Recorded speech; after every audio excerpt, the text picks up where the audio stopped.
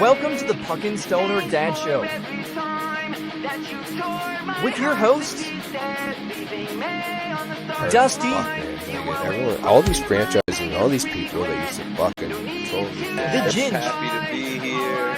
Looking forward to playing. Listen to us on Spotify and Apple Podcasts.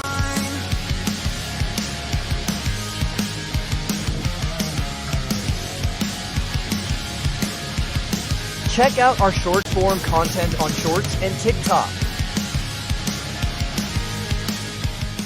Hello, everybody. Welcome to the Puckin Stoner Dads Show on Puffin Media. I'm Ginger Claus, here tonight with my trusty co-host, the guy who runs the show, the guy who does it all. Dusty, how's it going? Oh man, I'm doing great, bro. How you feeling tonight? I am feeling fucking high as fuck and a little drunk.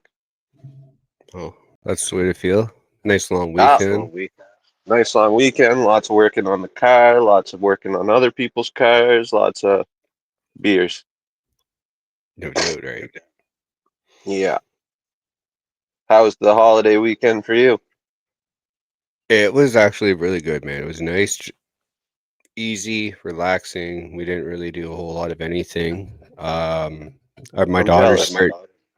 my daughter's starting a new daycare tomorrow, and it's also her third birthday. So winding her down, having a really easy weekend, so we can transition her into daycare. That's non-private. That's hard to believe. I remember when she was a potato. I remember when I found out about her coming. It's absolutely insane how fast she has grown up, man. Like absolutely insane. Can't blink.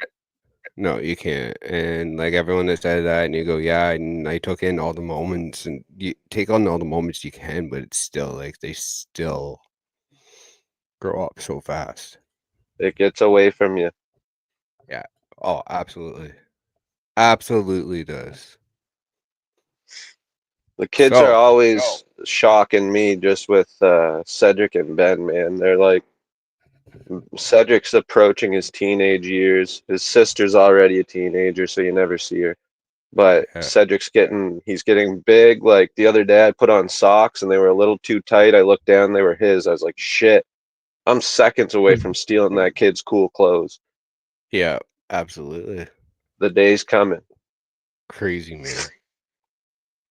Absolutely. Anyway, we're going to start off tonight with the topic of Mount Rushmore, defenseman style. We've talked about this for a while. Four We of the have best of the best. yeah. Best thing about this style too, for one, it's always about opinion. This Mount Rushmore always about opinion, not about facts. You're gonna certain people get attached to certain players. Totally get that.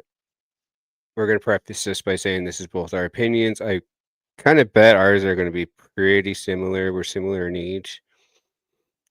So Yeah, I've got a couple oldies on there, but yeah. I expect us, or we could just be right off the mark. Yours could be completely different than mine because, like, to pick four Yeah. from thousands, Yeah, exactly. Yep. like, we're in the age where, like, you and I, like, we didn't see 80s hockey, but we saw highlights. We watched classic games. Then you look at the 90s, we watched most of that. 2000, 2010s, the 20s. We're halfway through them. We're We've seen a also lot of defensemen. yeah. We're also could be watching a time where arguably there's a defenseman in the NHL right now that could probably make this list at one point near the end of his career. Yeah, there's a couple. I think Cale Makar, I think. A lot of Cale them. Makar and Hughes, I think, are two guys that you will hear 20 years from now. People will put them on the Mount Rushmore. I agree. So with our Mount Rushmore, we're not in any really particular order. Who's one No, person no you want order. on yours at least then? What was that? Sorry, who's one person that I what? One person, yeah, one person that you have on your list. Just one person, not in any order, like we said, right? Okay, Chris Pronger. Chris Pronger, okay. That's a really interesting one. He's not on my list at all. I really like that pick. Yes, he's definitely someone you got to talk about. Yeah, absolutely. He played that, like, the style of game he played. He was a mean, nasty son of a bitch, right, to play With, against. with a wicked shot, wicked hitting, wasn't Shoot. scared to go into any area, and he could score. Well, I wasn't scared to go in any area. People were scared to go in his area, more Yeah. like. Well, he was a monster. Yeah, absolutely. And actually, fun.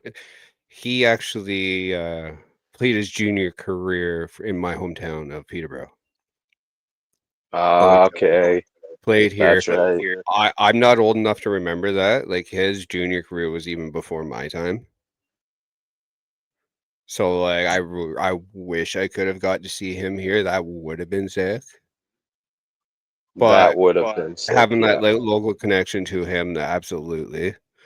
Uh I'm gonna throw one person I have on there, kind of same era. I'm gonna say Ray Bork.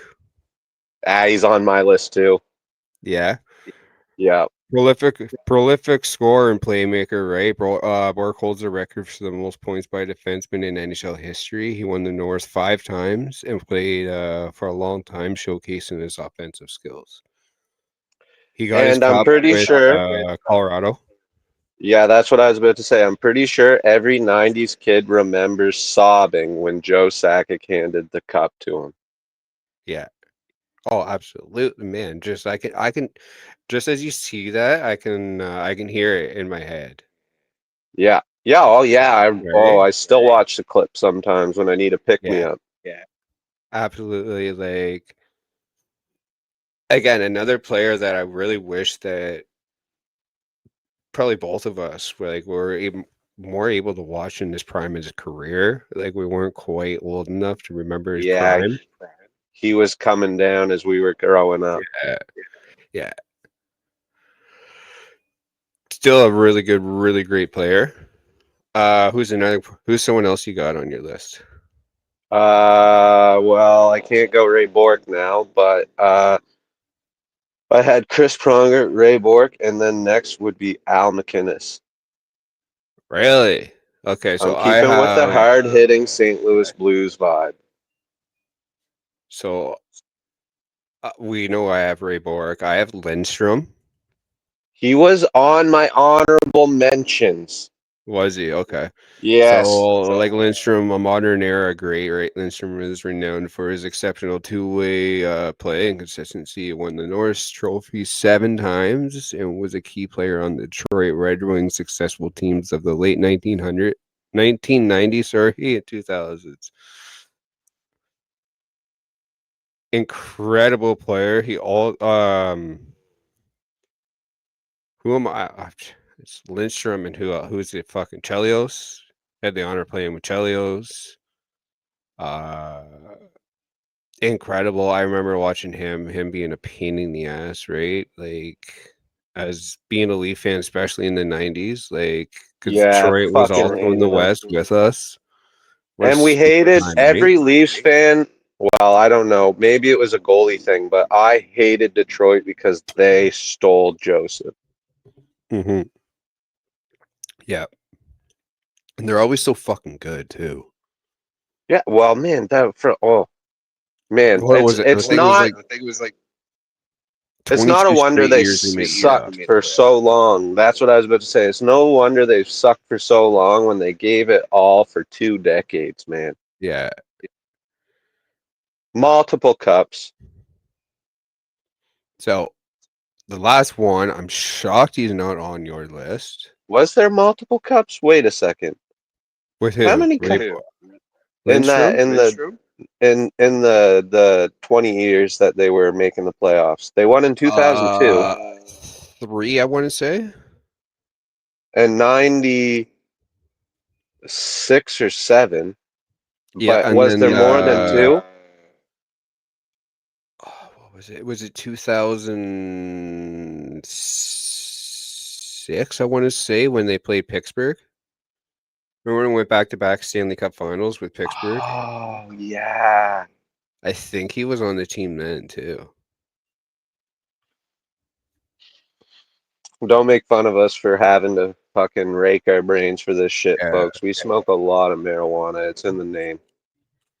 but one I can't believe I haven't heard anyone you say it. Number one on my list, the obvious, Bobby Orr. That was my number one too. Yeah, so a dominant force, known for his offensive contributions. Orr was the first defenseman to lead the league in scoring and won the Norris Trophy a record 8 times. He Yeah. was a dynamic player who revolutionized the role of the defenseman with his offensive flair and end-to-end rushes. Yes. He was my So, number one, your number one. But did you name all four? Yeah, you did. Okay. We're yeah, caught up. I thought with us having the same one twice, I thought you were down yeah. one. So then I had a couple too. I had two honorable mentions of Doug Harvey. Yeah. He was a highly skilled and versatile defenseman. Harvey won the Norris Trophy 7 times and was known for his exceptional hockey sense and playmaking ability. He played a crucial role in the Montreal Canadiens dynasty of the 50s. And then my other one was Larry Robinson, a physical, imposing, and dominant defenseman. Robinson won the Norris Trophy twice and was a key part of the Montreal Canadiens dynasty in the late 1970s. He's known for his high plus minus rating. And he had a nice mustache. Yeah. And maybe even another one who, like, if you're looking at, like, as a defenseman, when I played defense, at least, I idolized Scott Stevens. Yeah, he was a bastard, but Right? He was maybe not Paul absolutely, Korea's favorite. yeah. Well, modern day man, he would not be liked at all. Like No. he wouldn't survive in today's hockey. That's for Could sure. you imagine the hate he would get on Twitter daily? Oh, yeah. Think about Would it that. be like Matt Cook's kind of territory? Remember how much he was hated? Matt Oh Cook. yeah. Yeah, he was hated Yeah, too way back. Well, it shouldn't be way back, but it is. yeah, absolutely. So, My what do you honorable guys think? mentions. Yeah, okay, yeah. What's your honorable mention? Sorry. My honorable mentions, I had three. Lindstrom was one. Shea Weber was the other one. And if I can look real quick, Brian Leach. Okay, yeah. Actually, Where's my fucking lighter? he does tend to come up on a lot of people's like honorable mentions of a Mount Rushmore.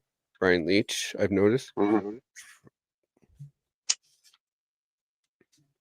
I loved in the tail end of his career when he was a Maple Leaf for 3 seconds. Yeah, and he got hurt, right? Yeah, him and I think Doug Gilmore got hurt that year, and maybe Ron Yeah. Francis. Olin Nolan, I think. Didn't Olin Nolan came in too, and I think he hurt his back or something. He was there, yeah. What a I fucking don't year. remember if there's all the same year, but yeah. So you guys heard what we had to say about our Mount Rushmore. You heard what I said. You heard what Ginge said. What is your guys' Mount Rushmore? Let us know in the comment section below, and we could have a discussion in the comments. We'll be checking. Uh, which is going to bring us into the next thing. High takes.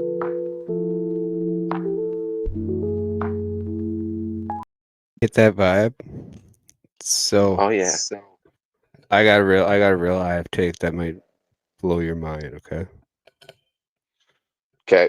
Dreams are just your brain making movies without your consent or budget approval. And the ending sucks. Why the fuck did you do that to me? Right? Is it trippy? Oh, wow. So, like, if you dream a dream and then the dream continues on the next night, because that'll happen sometimes.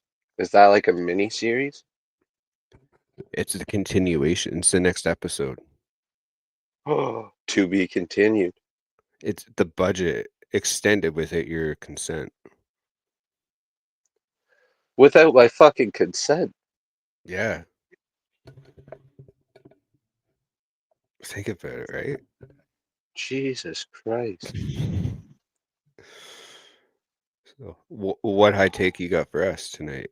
Jeez, I just went with hockey because I was fucking in the zone, hyper focused. And mine's kind of interesting because you're not going Okay. to see these teams match up much. But with all the Marner hype surrounding the Vegas Golden Knights and Marner and this and that, and looking at Domi's history of being an instigator, Yeah. I predict the first time you see Vegas and Toronto, you're going to see Domi nail Marner harder than he's ever been hit. It's going to be blindsided. It might even be dirty. It's going to cause a scrum. He's going to fuck him up. I actually really like that. And you can I say, don't like oh, he they're like best friends. But if you look at the way Domi is when he that's gets the on the ice, excuse. he ain't That's going to the care. excuse you can use now, man. They're friends, right? Oh man, we're buddies, you know? Yeah. Buddies, you It know, was that's just all for it is. fun. Yeah. Just tried to take Yeah. his freaking hat off, but yeah, we're buddies. I predict like Marner's going to have a good season, but I think he's going to have a hard time against Toronto because of Max Domi. I hope so. I He's hope he that gets snowed in instigator that'll and get Domi under plays. his skin. And then Pizzetta will be right there behind him if Yeah, he's not playing for the Marlies. I honestly hope he does struggle against the Leafs. I don't care. We I don't want all him to struggle all season, but I do want him to struggle against the Leafs. we all want to see it. I want to see him do good, clearly. I don't care. Like, I get it, especially after hearing those interviews. You know, he had to have security around his house. Like, yeah, Leafs Okay. fans are douchebags. And if you got Oh, a hold new on, kid, hold on. you're, Yo. Let's pause on that. Like, I do breaking down all some of that, man. And you know what? The claims him and Darren Ferris are going on TV and on a media thing right now, saying that they had a security, they had the security. Oh, Marner's address got leaked. Where are these screenshots? uh, Where are these do you think alleged it's just a screenshots? story? That's exactly, man. Steve Simmons right now is saying that maybe this could be the whole thing could be a little fabricated. And I get, oh yeah, Steve Simmons, like he's not well liked by Leafs Nation, but a guy like him is still not gonna like absolutely tank his reputation with something like Yeah. that. And like the team said that because that is a way that they would revoke media stuff if they're like the team was like, no, we didn't say that. Okay. Interesting. Hmm. I don't know. We're gonna see, right? Like, I wish him the best. It wasn't the place for him, clearly, No, and whatever, not at the man. rate of Leave he's it at going. that. Yeah, let's just leave it at that. At that point, right? Like, it is what it is. Yeah. Go on, both of us. Time for both of us to move on. My second high take is with the way Nylander acts and plays. By the mid-season, he's going to be up there with Matthews, and I think he's going to stay there. I'd be all for it, man. Uh, Matthews, and Willie. Oh yeah, that's dangerous if Ooh. it works. Dude, that's a big fucking line too. That's big. They're all big guys. They're big, quick, fucking good shooting, playmaking. Fucking, it works. Two of those guys will be physical too. Like Yeah, Willie's not going to be the most physical. Maybe he can develop. If Willie can develop a bit of being an asshole into his game, Yeah, then I go think that he it's can. I think he could take over Marner's spot, not fill Marner's spot. Take over Marner's spot. And that's what I it'll think be the the Leafs need. I don't Nylander's think. shoes to Yeah, fill. I don't think the Leafs need to fill Marner's shoes. I think they need to replace Marner's shoes. Yeah, you don't want to fill it with the same kind of player because that wasn't working. Exactly. It's time to move on, man. Too right. Yeah. Like I'm excited to move on. It is what it is at this point with him. Yeah. Right. Nothing can be done. Move Yeah. on. See what I would this year love. brings. Yeah. I would love to see Willie up there though now, man. Oh my god, I'd love I to see think it's that. I doable want to see that work. I want to see that work so bad. because he'd do it just because people can't say he can't, right? Yeah. Don't forget Michelli's a pretty big guy too, though. So having Michelli up there, it could work Yeah, man, too, it's right? You want to, anybody's spot. thing is, you want to spread a little bit of offense around too. Yeah, you can't have a stacked line and nothing else. You want to up and down the lineup. Yeah. We're gonna see. We'll I'm see. excited for the season, man. I'm so excited. Me too. It's going to be fun. It's just around the Yeah. corner. Preseason's coming. The Q preseason is coming up. You were saying earlier that you just missed out on seeing Chris Pronger in the juniors. You know who my favorite pro was to watch in the juniors? And he's the reason Yeah. I became a goalie. Who's Corey that? Crawford. Corey Crawford. Okay. He Yeah. was a Wildcat for years. Yeah. So I didn't have them to watch, but I had Jordan and Eric Stahl. I watched them grow up. That would be good to watch. Yeah, they were fantastic to watch, man. Yeah, I saw Jordan during the Memorial Cup in, I think it was '06, Yeah. and it was fun. I watched him play against I think it was the Vancouver Giants. Nice. Yeah. Way Hey. back. Oh. Yeah.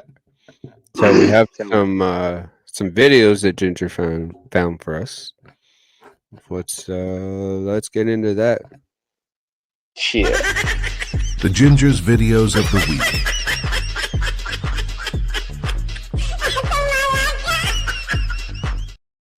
My TikToks when I'm baked in this shed. So some of these, I'm seeing them for the first time too. Okay, this one here.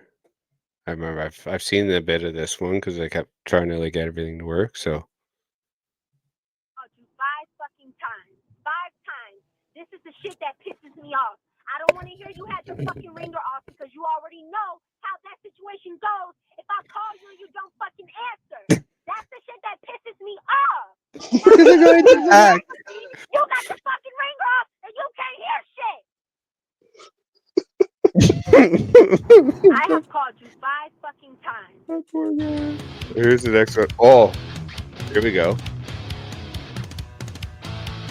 A little Samaji.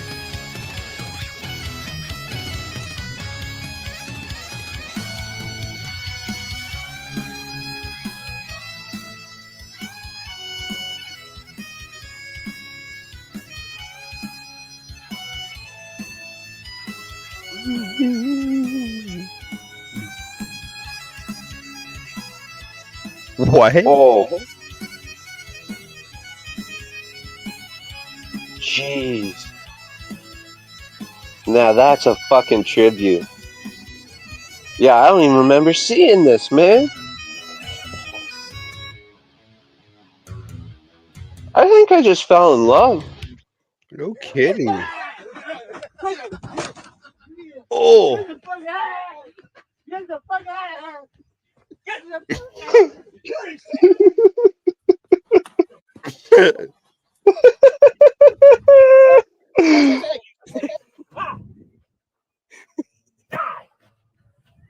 Holy cow!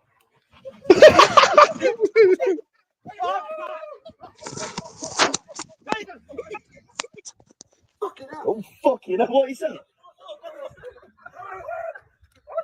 I love watching people freaked out.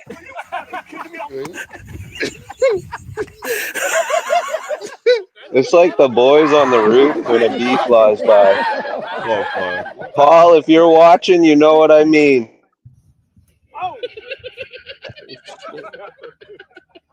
Yeah, fuck you, pal.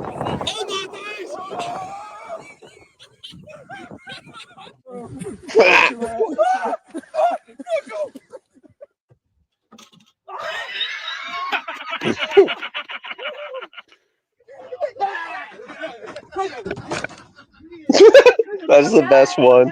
Get the fuck out of here! Get the fuck out of here!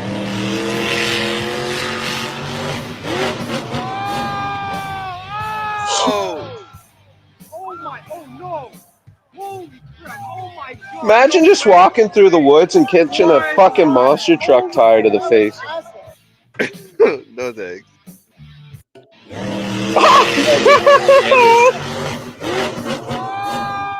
Boom! Oh, so great. You guys see it twice. Boom! No way! What? Now Max hit it. Oh my goodness, where did that come from? What? Oh my goodness.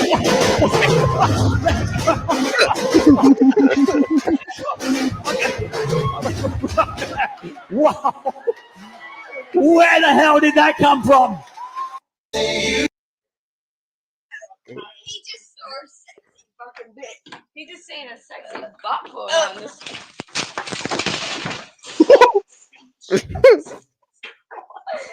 Why is my head in a ceramic pot?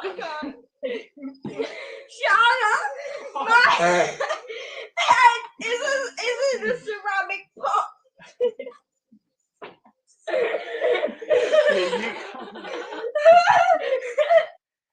Sing!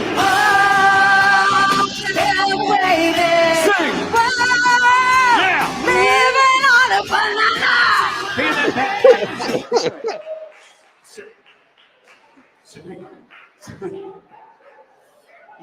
You probably know what I'm going to say. Probably people make sense before, but it did sound like you said living on a Banana. You did actually say Banana. okay. Oh, halfway there. Oh, living on a Banana. okay. And that feels right to you? Yeah.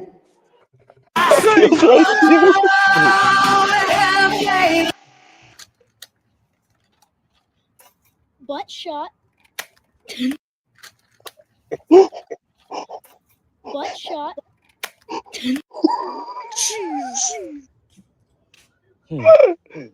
Let me see. Wait, what? Got a TV. Let me see.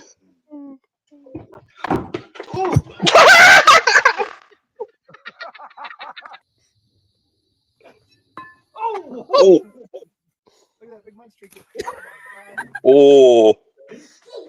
Oh. Oh. Oh. This is bad. Oh. Oh. Oh.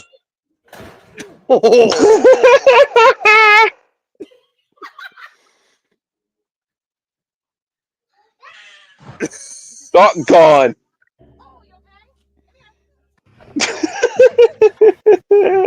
Oh.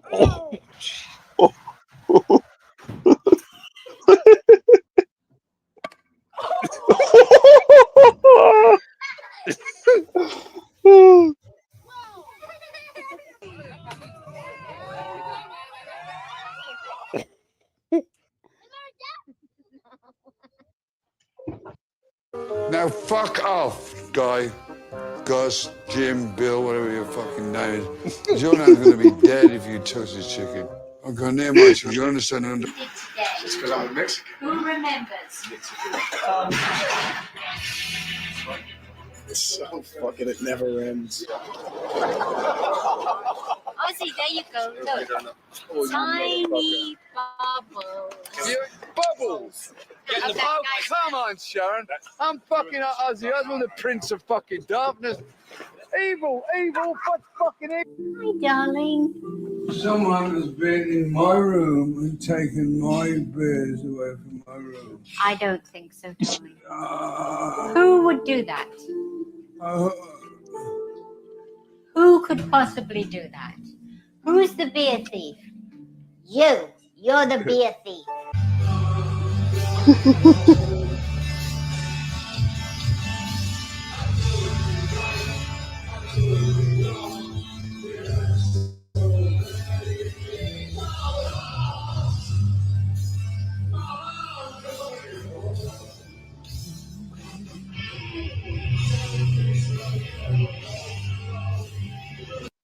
Now fuck off.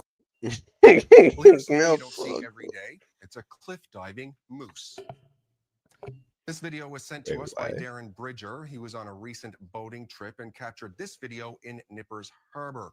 You can see a moose wandering too close to the cliff's edge. It loses its footing and begins to slide down the gravel. The moose then appears to fall or jump off the cliff and dives into the salt water. The moose disappeared beneath the water for a little while, but then it surfaced a little while later and swam to shore. Apparently, none Fucking were legend. there. Here is another look at the moose diving in the water in slow motion. You really need the slow motion. You really do. Right? Yeah. Well, here's something you don't see every day.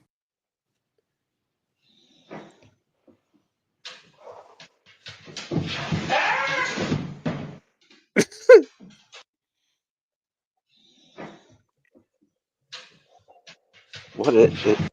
I'm gonna be home soon, okay? Hey, Buxton. Dottie. Hey, buddy. What you doing? Peggy.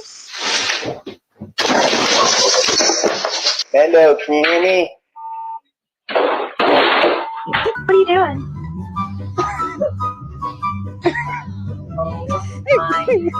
You are so cute. Meow. Dottie. Oliver. I'm gonna be home soon, okay? Jesus.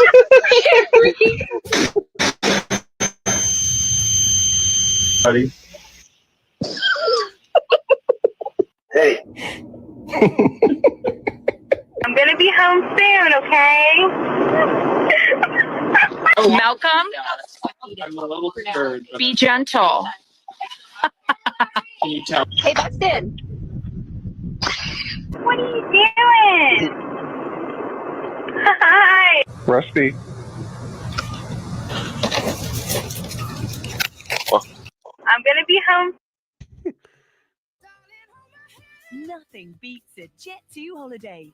And right now, you can save £50 per person. That's £200 off for a family of 4. This is impressive. Got millions of free child place holidays available with 22 kilograms of baggage included. Okay. Wow. How you doing today, sir? License and registration. Whoa. Oh. Who do I think I am, stupid?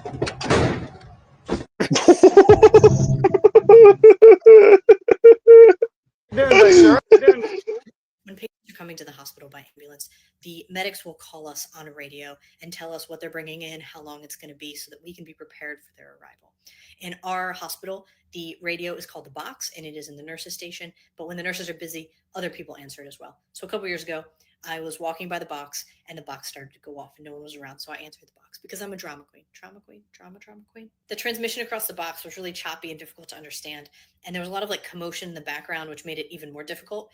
But what we've got coming is a 16-year-old male who was in a motor vehicle collision in cardiac arrest. And I asked ETA, and they said 5 minutes. And I was like, that's not a lot of time to get ready. By the time that I look up, I've got half a dozen people surrounding me, and all of a sudden, everyone just goes into motion. We page out a level 1 trauma. We're getting blood products. We're getting the rapid infuser. They're getting stuff for intubation. They're lining up compressors. They're getting the Zoll defibrillator out. Everybody's getting ready in position. I start gowning and gloving. I get all my stuff on, my goggles.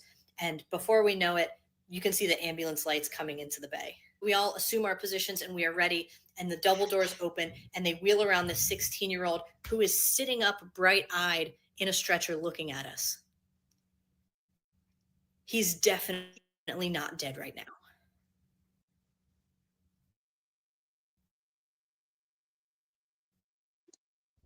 Why the pause? He was fine. I don't know why that paused. When patients are coming to the hospital by ambulance, the medics will call us on a radio and Oh. tell us what they're bringing in. We missed the punchline. No, it was what she said was the person was under arrest, not cardiac arrest. Under arrest. Oh, I couldn't hear it. Oh, he was under arrest. when you're ready. Watch where you're going. Okay, put your foot down. That's it? Wake and Bake News. Weathersfield's man's journey has earned him a Guinness World Record title. News 8's Zuri Hoffman introduces us to the Croc King. Crocs here, Crocs there, Crocs everywhere. Some collect coins, comics, cars, and coasters. But Doogie Sandtiger decided to do things a little different. He collects Crocs. This is what life is about. Life is about having fun, living, simple as that. Dubbed the Croc King, Doogie has more than 3,500 pairs of them. Some short, some tall, some wide, and some small. Crocs for my dogs. It's a hobby he does for fun, but it's much deeper. Part of the foster care system that people don't realize is there's a lot of things that kids don't get taught or that are missed along the way.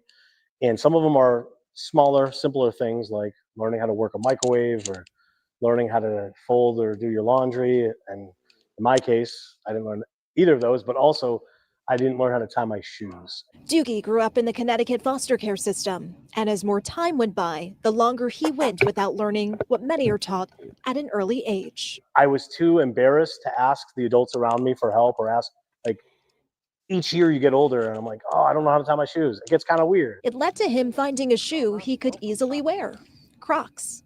That became his thing, and while it was tough as a kid going from home to home, journaling became his outlet. Called it my goals list, and for whatever reason, I put 366 pairs of Crocs on there. That was the original goal on the goals list. One pair for every day of the year, including during a leap year. And when Doogie surpassed that, he set another goal. Break or set a Guinness World Record and be in the Guinness book, which are two separate processes. And this week, I love it. The Croc King did just that officially. I don't even know if it's really hit. It still hasn't hit. I'm like in shock. With members of his hometown in Wethersfield, he set the record. And now, book in hand, it's solidified. No words will ever do justice. As Doogie looks ahead to what's next on his goals list, you can bet he'll be sporting a pair of Crocs. The ultimate end game goal is I want to open up a museum, call it the Crocsium. Crocs are fun for everybody. In Hartford, Zuri Hoffman, News 8. Isn't that insane? That is interesting. That's for sure. Hold. Now, do you have a pair of Crocs? I'm wearing actually a pair of indoor winter Crocs. Yeah, I have a pair of Crocs as well. Yeah. I don't have them on. I got my flippy floppies, but I do have a pair of Crocs. I have like the slipper type ones. I use as like slippers, basically. Yeah, mine are just the standard Crocs, but I want to get some indoor ones that are camo. Yeah, those are dope. Okay. So we had dad stories, or we can go into the conspiracy theories. Let's go right to conspiracy theories. Okay, so I went and I have 5 of them. Oh, nice. Yeah, so I got quite a few. So the very first one I went into was Walt Disney's cryogenic freezing. So the frozen theory, one of the most infamous and persistent Disney conspiracy theories is that Walt Disney and his body cryogenically frozen after his death in 1966 in hopes of being revived in the future. Well, his official death certificate states cremation believers in the theory think that he's secretly stored somewhere beneath Disneyland, possibly under Pirates of the Caribbean. But here's where it gets spicy. Some theorists claim that the real Disney released Frozen in 2013 wasn't just to launch a mega franchise, it was to manipulate search engine results. Before 2013, typing Disney Frozen would bring up articles about Walt's alleged cryogenic preservation.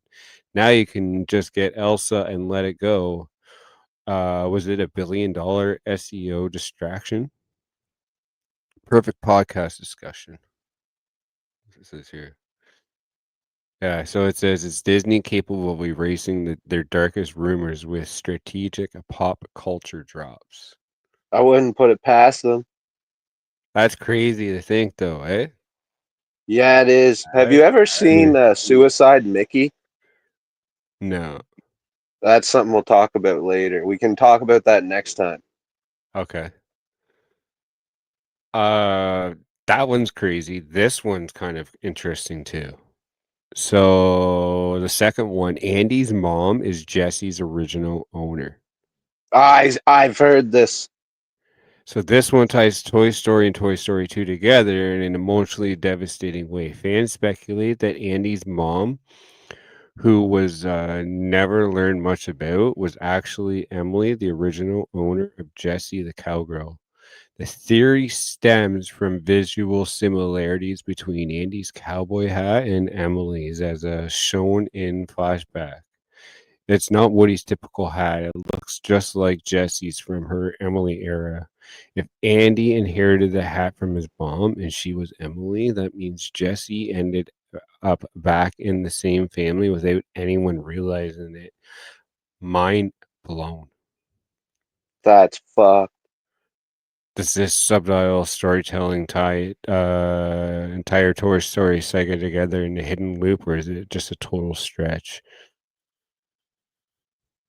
Man, these people, the people Yeah. that make these video or movies are the same people, like the same crews and shit. Like, I Yeah. wouldn't be surprised if they're throwing this shit in saying no one's gonna find out. Yeah, exactly, right? Hidden So my third, lore and yeah. shit. The third one, Aladdin is a set in a post-apocalyptic future. So despite its medieval era bionic aesthetic, some fans believe Aladdin is actually set in the far, far future, like thousands of years ahead. The biggest clue, the genie in Aladdin. Genie says he's been trapped for 10,000 years, and when he finally gets out, he makes jokes about modern pop culture, like impersonating Arnold and making 20th century references. So how would Genie know all of this unless those things were already part of history before he was trapped? This led to the theory that Aragaba is a post-apocalyptic civilization built on the ruins in the modern world. Is Aladdin disguised as a commentary on civilization collapsing and rebuilding? Crazy. Right? And then so then this one is all Pixar movies exist in the same universe. So the Pixar theory, this fan theory popularized by blogger John Negroni, says that every Pixar film takes place in one shared timeline and that it spans thousands of years.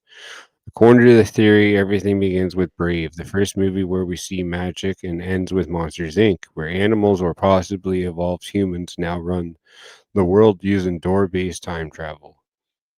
Some wild implications. The toys in Toy Story gain life through the same magical energy introduced in Brave. Cars exist in a future where humans are extinct. Monsters Inc., the monsters travel back in time through closet doors to harvest screams and laughter from the now extinct human race. This theory is like an MCU style timeline for animation, except it's powered by emotion, AI, magic, and apocalypse. Uh, Fucking bizarre, eh? That's Uh, cool. and then the last one, Mona is dead for most of the movie. This theory is dark and trippy. In Mona, our heroine sets sail into dangerous mythical waters, and some fans believe she actually dies during the storm early in the film.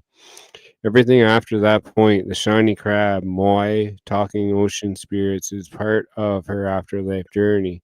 Supporting evidence, she can interact with gods and monsters, never eats or drinks again. She passes through literal portals to other realms. She doesn't return to her village until she's fulfilled her destiny. Some serious story is a symbolic journey of the soul finding peace and purpose after death. Is Bona a classic hero's journey or a dreamlike voyage into the afterlife? Jeez. Those are freaking crazy, eh? Yeah, it's a little much for my high brain, man. I'm gonna think about this shit all night. Right? No kidding. So, you got any dad stories for us, or are we gonna go into the asshole and then ender? Well, see, I'm sure I had dad stories when we wrote this original script, and I've got some good ones about fixing my car with Benny, but like next week, I feel like when I've got the kids, I'll have way better dad stories. Okay, we can go right into the asshole, and then Let's do it. Asshole it up. okay, let's do it up. Am I the asshole?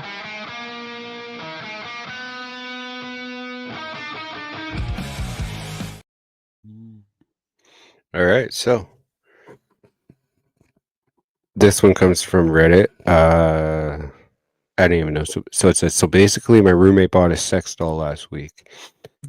He had told me about him getting it because our apartment is so small and I am unemployed at the moment after losing my job. So I am at the apartment all the time.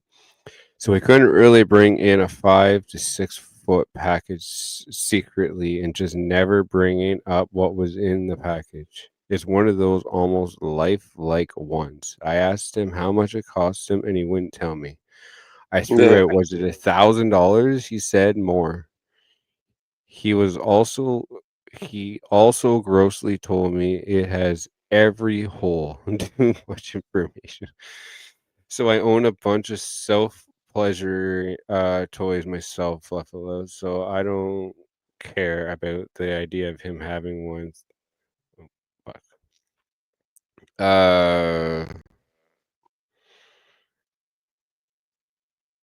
Fuck, where'd it go? Hold on, sorry.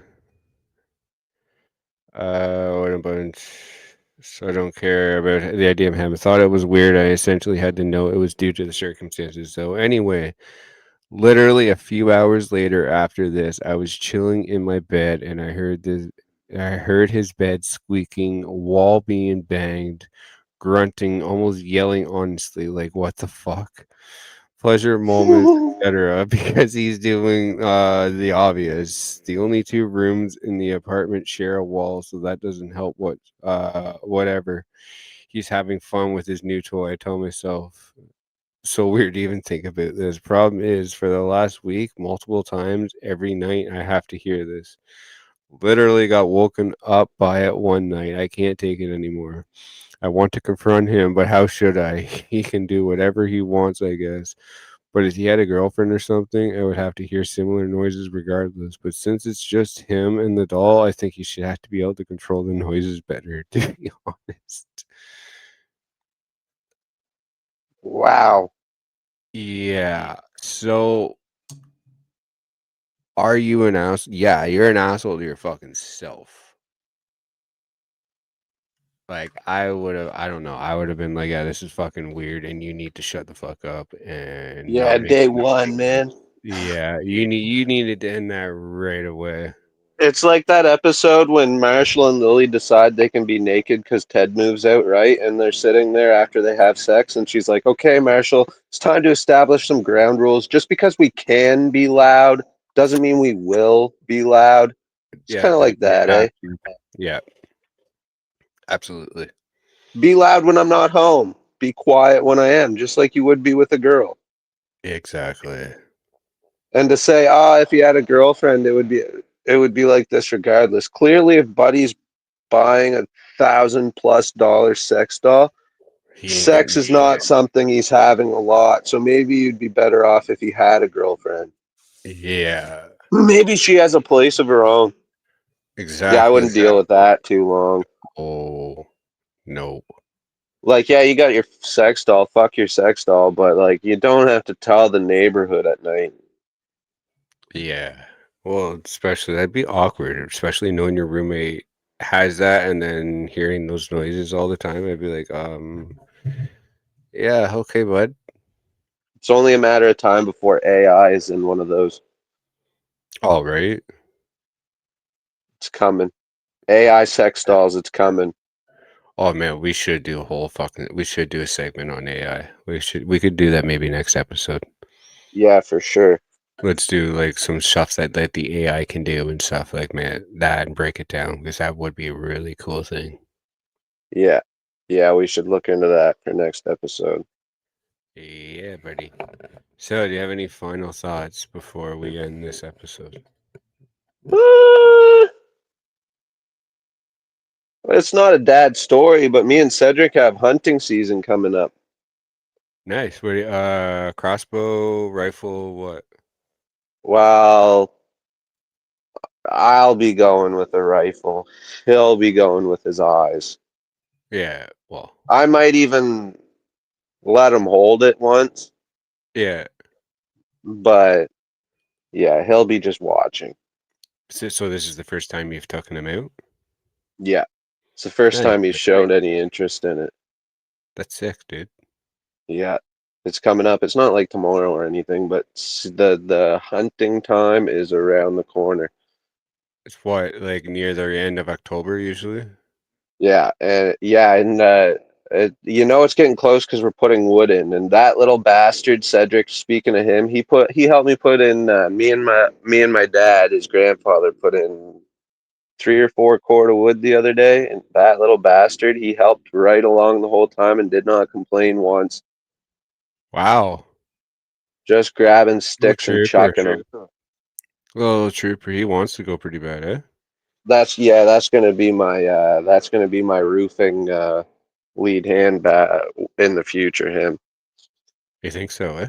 If anyone's gonna do it, it'll be him. The other ones, Simon maybe, Toby, not a chance. Ben, No. Yeah, you don't want them in roofing anyway, right?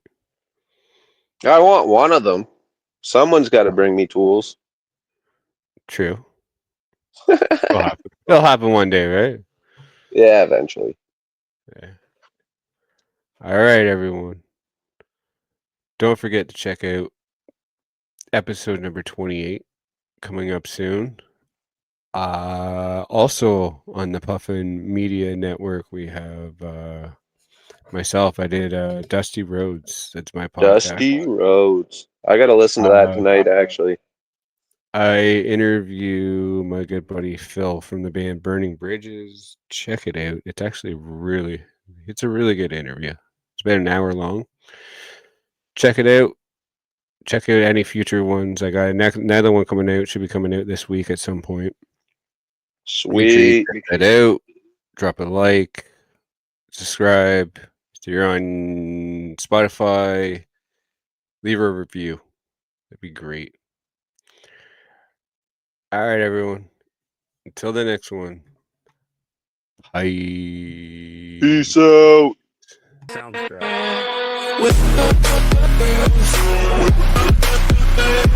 Thank you for watching.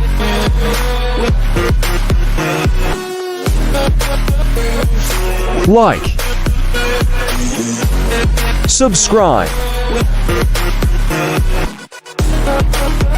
Check out our social medias.